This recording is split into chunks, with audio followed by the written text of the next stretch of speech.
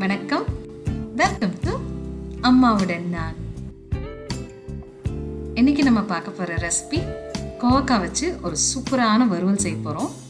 வாங்க எப்படி செய்யறதுன்னு பார்க்கலாம். அதுக்கு ஃபஸ்ட்டு கோவக்காவை நல்லா வாஷ் பண்ணிவிட்டு இது போல் ரவுண்டாக தின் ஸ்லைசஸாக கட் பண்ணி வச்சுக்கோங்க.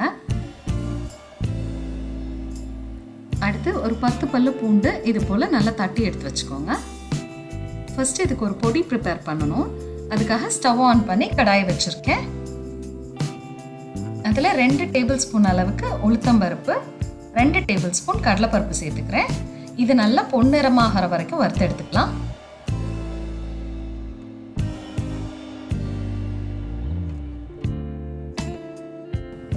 கடலைப்பருப்பு உளுத்தம்பருப்பு நல்லா செவந்து வந்ததும் அது கூடவே ஒரு 1/2 ஸ்பூன் அளவுக்கு சீரகம், ஒரு 1/4 ஸ்பூன் அளவுக்கு மிளகு சேர்த்து அதையும் வறுத்துக்கலாம். இது நல்லா வறுபட்டுருச்சு. இப்போ ஒரு பிளேட்ல ட்ரான்ஸ்ஃபர் பண்ணிடுறேன். இது ஆறட்டும், அதுக்கப்புறமா பொடி பண்ணிக்கலாம். அடுத்ததான் அதே கடாயில் கொஞ்சமாக எண்ணெய் சேர்த்துக்கிறேன். எண்ணெய் சூடானதும் நம்ம தட்டி வச்சிருக்க பூண்டை போட்டு நல்லா வதக்கிக்கலாம்.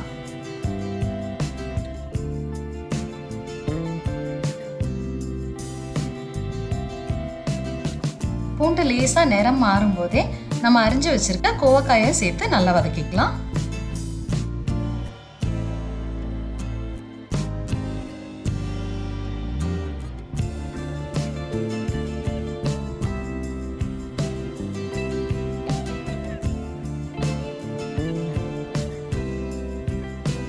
காய் நல்ல கலர் மாறுற வரைக்கும் வதக்கிக்கலாம்.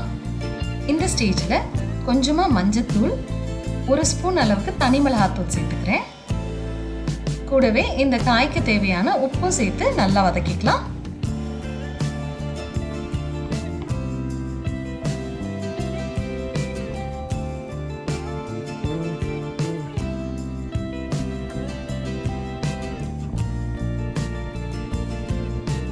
இது நல்லா சுருண்டு வரதுக்குள்ள நம்ம வறுத்து வச்சிருக்க பருப்பை கொஞ்சம் கொரகொரப்பா இருக்கிற மாதிரி அரைச்சு எடுத்துக்கலாம்.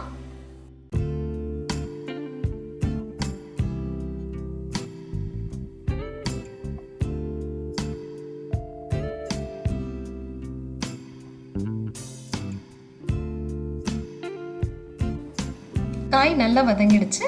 இந்த ஸ்டேஜில் நம்ம அரைச்சி வச்சிருக்க பொடியை இது கூட சேர்த்துக்கிறேன்.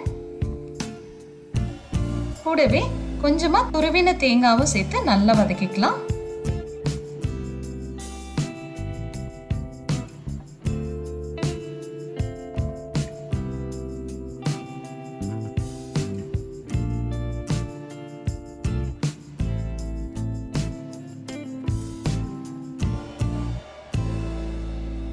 இது நல்லா இது போல சுருண்டு வர வரைக்கும் ஃப்ரை பண்ணிக்கலாம்.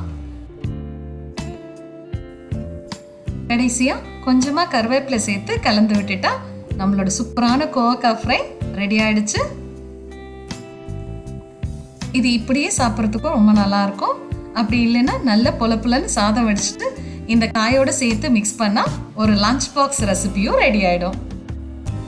இதை நீங்களும் வீட்டில் செஞ்சு சாப்பிட்டுட்டு ஃபேமிலியோட என்ஜாய் பண்ணுங்க. மறக்காம எப்படி வந்துச்சுன்னு கமெண்ட் செக்ஷன்ல சொல்லுங்க. இந்த ரெசிபி உங்களுக்கு பிடிச்சிருந்ததுன்னா லைக் பண்ணுங்க, ஷேர் பண்ணுங்க, கமெண்ட் பண்ணுங்க. மறக்காம எங்க சேனலை சப்ஸ்கிரைப் பண்ணுங்க.